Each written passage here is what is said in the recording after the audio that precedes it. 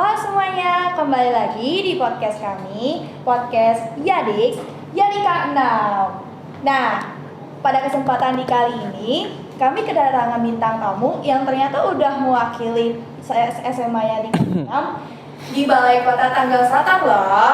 Mari kita sambut Kak Elias.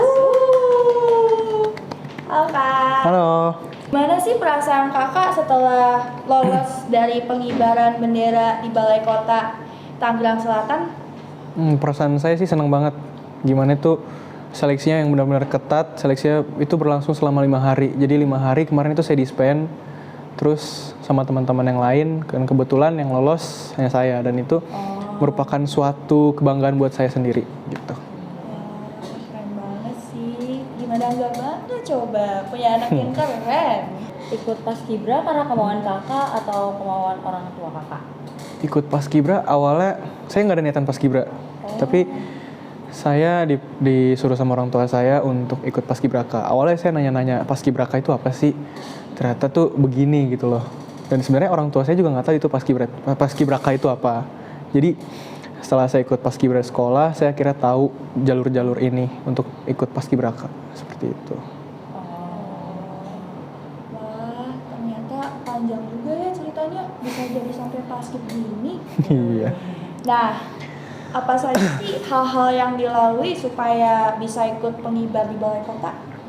Hal-hal yang saya laluin, aduh banyak banget sih kalau misalnya diceritain dari nol, mungkin waktunya nggak bakal cukup. Tapi perjuangan yang saya laluin itu panjang, dimana saya tadinya ogah-ogahan ikut paskib. Tapi setelah saya dapat semangat dari senior saya jadi ikutan semangat gitu. Dan dimana saya itu memang apa ya bisa dibilang ya, males lah anaknya. Tapi setelah saya tahu dunia paskib itu bagaimana, jadi saya ikut semangat. Terus gimana prosesnya itu sebelum seleksi, jadi udah disiapin dulu sama kakak-kakak senior, dimana itu ada namanya samapta. Itu lari, push up, sit up, back up gitu. Pokoknya kayak latihan-latihan fisik gitu lah. Kayak bina fisik kayak gitu. Udah kayak tentara aja. Iya. Kak. Nggak capek Kak? Capek. Latihannya itu latihan semi tentara, latihan fisik ya. Tapi kalau overall saya bawa enjoy aja gitu.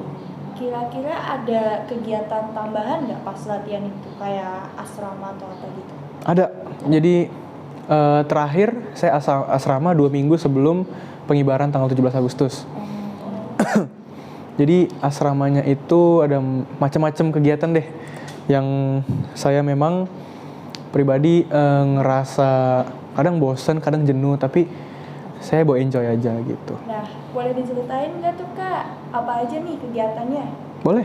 Ada fun games-nya nggak? Fun games. Kita karena padat latihan, jadi kita games tuh nggak ada.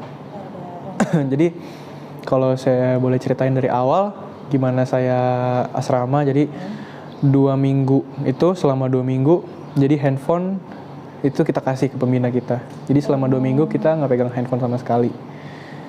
Terus hari pertama itu putra dan putri memang udah dibedain. Jadi kita itu nginep di suatu hotel di Serpong. Dan latihan di lapangan, namanya lapangan Cilenggang. Itu tempat balai kotanya. Dan fun fact-nya, tiang bendera di Cilenggang itu tiang tertinggi yang ada di kota Tangerang Selatan. Terus jadi tuh selama latihan itu kita bangun dari jam 4 pagi. Dari jam 4 pagi kita udah mulai aktivitas itu. Ini aku dapat poin dari mana Kakak? Jadi belajar disiplin, terus mandiri, tapi fun juga. Iya. Jadi bisa ngelatih personality Kakak yang tadinya lazy jadi kayak ya rajin lah. Bagus. Ya, terus dari jam 4 pagi itu kita udah mulai ada kegiatan tuh. Ada yang sholat subuh dan ada yang udah siap-siap. Jadi kita pokoknya siap-siap harus selesai itu jam 5 pagi. Terus kemudian dari jam 5:30 pokoknya harus udah turun ke bawah makan. Jadi tuh yang putra mau berangkat latihan sama pulang latihan itu tetap naik tangga. Jadi nggak ada yang namanya naik lift gitu. Jadi nggak ada yang namanya manja. Gitu. Terus pokoknya selesai semuanya itu jam 6:30.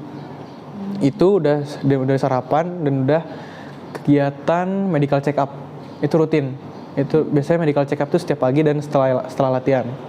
Jadi itu ngecek tensi sama ngetes ada keluhan apa enggak gitu. Terus latihannya mulai dari jam 7.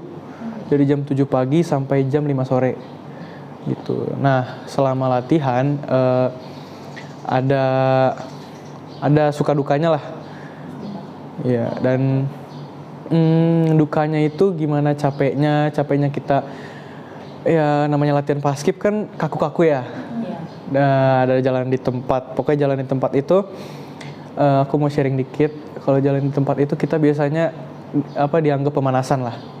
Jadi setelah kita binsik kayak latihan pemanasan gitu, itu kita langsung jalan di tempat. Jalan di tempatnya itu nggak sebentar, lumayan lama. Jadi kira-kira ada paling cepat ya 2 jam lah. Kira-kira jalan di tempat. Dan itu selama latihan dari jam 7 pagi sampai jam 5 sore, waktu istirahatnya bisa dihitung pakai jari gitu. Jadi benar-benar padat dan ngejar waktu banget. Pastinya dong, namanya juga paskibra kan. Iya.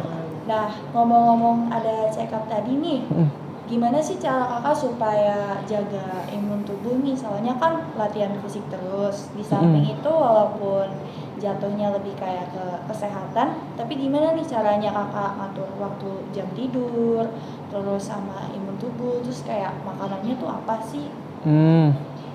Jadi kalau di sana kita makan itu udah dijaga banget. Jadi kita makan nggak boleh yang berminyak, nggak boleh yang pedes, dan juga nggak boleh sembarangan. Jadi kita makannya itu benar-benar karbohidrat. Jadi mau makan sebanyak apapun karbo, tapi walaupun banyak gerak, bakal nggak bikin ganggu kesehatan gitu. Terus juga kita setelah pulang dari latihan itu kita bersih-bersih. Itu juga dikasih waktu sama buat nyuci baju. Jadi kita disuruh nyuci baju tuh sendiri. Dan nggak ada laundry di situ. Terus jadi setelah nyuci baju kita biasa jemur. Ada yang di rooftop hotelnya, ada yang di jendelanya langsung. Jadi kalau misalnya ada yang jatuh, ya itu kita nggak tahu. Setelah kita makan malam itu biasanya jam 7 malam. Jam 7 malam sampai jam 7:30 itu udah disambung sama medical check up. Jadi setiap sebelum tidur juga ada medical check up. Terus setelah makan kita ada materi malam. Materi malam itu bisa sampai jam 9 malam atau paling cepat itu selesai. Pokoknya kita udah masuk kamar paling cepat bisa jam 10. Karena ada banyak yang mau disampaikan, banyak evaluasi dari latihan-latihan lapangan gitu. Terus juga kalau misalnya di lapangan ya konsekuensinya itu sama pelatih gitu. Hebat banget sih. Aku aja kalau disuruh tugas malam-malam udah tidur. Tapi anak paskib pada kuat-kuat banget ya. Keren sih, kakak. Harapan kakak untuk diri kakak sendiri itu apa? Harapan buat diri saya sendiri? Harapan buat diri saya sendiri sih untuk kedepannya, ini dalam paskibra aja ya. Kalau di dalam paskibra saya bisa bawa adik-adik saya gitu, bisa kayak saya, bahkan lebih, bisa di provinsi, bisa di nasional juga gitu. Nah, last question from us, itu apa sih motivasi yang kakak mau kasih ke anak-anak paskib nih supaya bisa kayak kakak nih? Kalau dari saya, latihan pasti capek, tapi kalau dibawa enjoy, semuanya bakal hilang. Karena gimana mood kalian itu, gimana kalian mengatasi mood diri kalian sendiri, itu kalian bakal bisa mengontrol diri kalian, bisa bikin diri kalian tuh semangat gitu buat latihan. Terus di paskibra itu biasanya identik dengan yel-yel sama kayak TNI.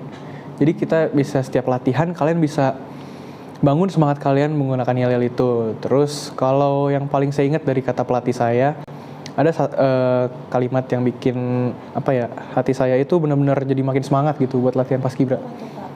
Kalau kata pelatih saya, dia bilang pain is temporary but pride is forever.